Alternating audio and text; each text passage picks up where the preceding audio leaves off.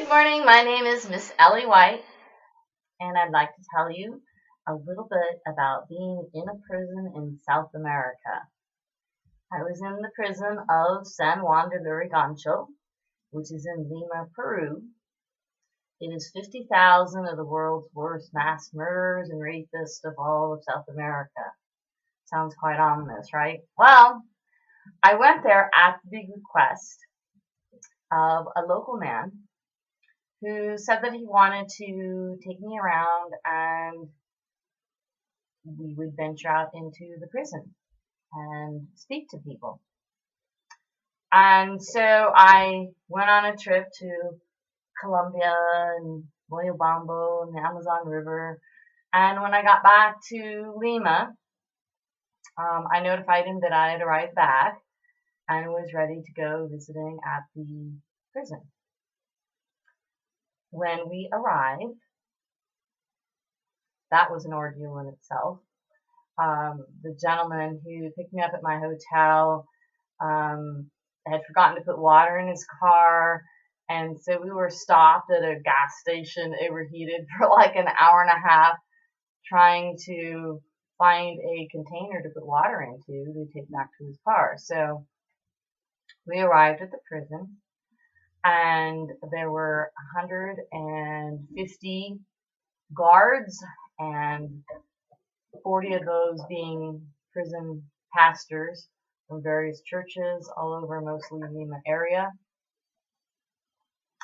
And we proceeded to go in, and we went and saw little makeshift churches, and some of them actually very nice, in different areas of the prison. And we kept going on tours of these little facilities with maybe one or two guys from that barrio or division of the prison. There's 12 barrios in that prison. And it basically was an overpopulated prison that they just said, oh, well, let's increase the perimeters and they can make their own dwelling places. So they increased the barbed wire by 12 times its original size. There's only one of the barrios which has, standard buildings and cells and such, and it goes up 3 tiers, and it's ancient. It makes, our little thing at San Francisco look like a brand new facility. It's very, very, very old. So I keep asking them, when are we going to talk to the guys? When are we going to preach? I was under the impression that you were going to have me speak to the man. And we kept looking at little buildings and the new tile they got, the new light they got. And I said, this isn't right. I came here to talk to the guys, to give them some word of encouragement. So we finally arrive at barrio number 8. And behind me, out of all these guards, was this giganticest man I've ever seen in Peru. And he was the jefe, or the boss of the prison. And he stood to my back, and all the rest of them stood in front of me, and they're eagerly explaining, how cool different things are in the prison.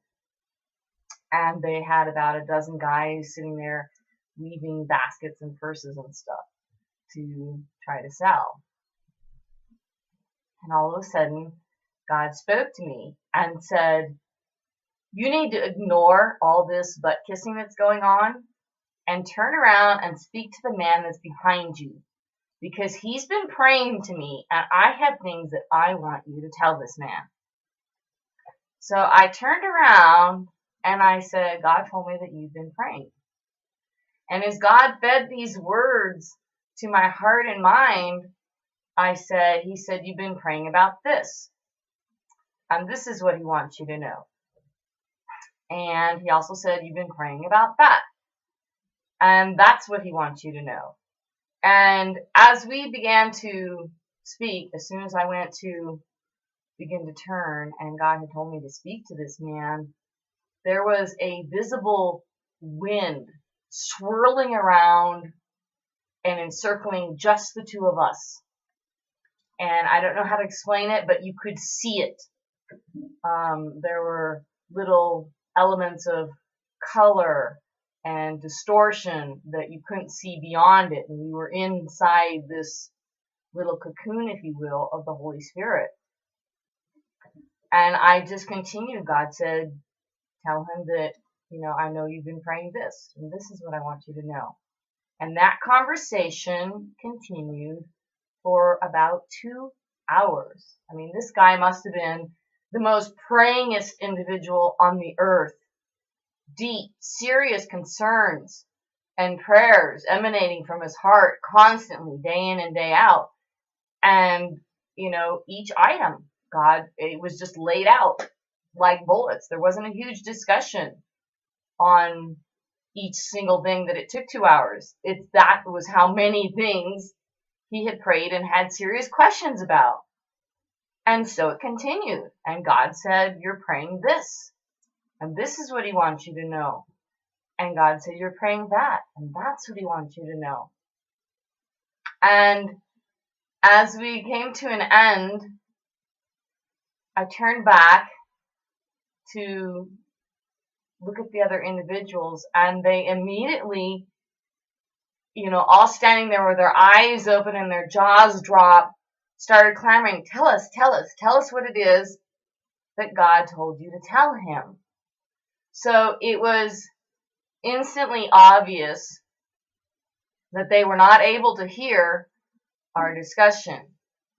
And when I was speaking with the man, I wanted to grab my tongue and pull it out and look at it, because there were verbs and tenses coming out of my mouth that I know I don't know in Spanish. And God gave me all the words, and it just flowed, and you said this, and he wants you to know that, and it just went back and forth, and you prayed this, and he wants you to know this about it. And for 2 hours, that's all the conversation was like. So when these individuals were all staring and their jaws dropped open and saying, what did God tell you to tell this man? I said, no. The last thing that I remembered was I said, God, these things seem deeply, deeply theologically correct, like the answers to life, the answers to the universe. And many of them are deeply personal to this man and to his situation and to what he's been going through and with his family and everything. It's so catered exactly to this man and his needs and, everything that he's questioning. So I pray that you will erase that whole conversation from my mind. I don't want to share it with anybody else. I believe it was meant only for him. And just seal those words so that those stay only for this man. And so I explained that to this group, and I said they were all issues that were deeply personal to this man. And I discussed with God and said, take them away so that I don't give the personal items to other people. And he did. Most of those personal items were taken away. And this one woman became angry, one of the pastor's wives in attendance. And they were deeply upset that I didn't recant or tell all of them the entire story again. Now, they were only standing a few feet from us and couldn't hear anything. They were all standing in front of me like they were the stage, all of them at once presenting to me, and this one individual was assigned to stand at my back. So they were in very close proximity, and if God had wanted them to hear everything, he would have made it so that they could hear all of it, or he would have spoken himself. But God used me to reach a man who was deeply, deeply praying and concerned about many things in life and in theology and in his own personal life. And I felt truly, truly blessed from God to be able to share this to this man. And I explained to this group that he had been praying and praying and praying so deeply about these issues and just pouring out his heart and sweat and blood to God about his concerns. And I said, I believe that if you pray in the same manner as this man has prayed, God will do the same miracle for you and bring someone to personally present to you the answers to your heart's needs. So I hope that this helps for all of you out there who have questions. Because if you're truly seeking God and seeking His wisdom and His words, He will give them to you. And I had an instance when I was in the same country. And I went to go see a pastor at a church that I had visited on an earlier trip. And as I walked in, I was informed that that pastor had been demoted and sent to an extremely tiny rural little town who even spoke a different dialect. And this is in Peru and near Lake Titicaca. And the new gentleman was preaching to get rid of out of your midst anyone who isn't identical to you. They have to have the same hair, the same no makeup, the same no jewelry, the same outfit. They all ordered from the same catalog. That year's approved outfit, which they were always basically the same, but each year they had a different approved color. And there was a number of people in that town whose hair was cut very short, just absolutely to throw in the face of the church people that they were against the beliefs of their lives. In other words, you can say whatever you want to, but if your lives don't display it, they're looking at your actions, not at your words. And so there was a number of people that were very defiant, would walk right into the middle of church and sit down and be the only one with shaved off head. And, you know, we need to be aware of what our actions and things are and to look for the leading of God. And I was so upset when I heard the things that this new man was saying, you know, get rid of all these kind of people in town. I said, God, what do I do? I'm going out on the streets and witnessing to parents and little children and such. And I don't have anywhere to send them to.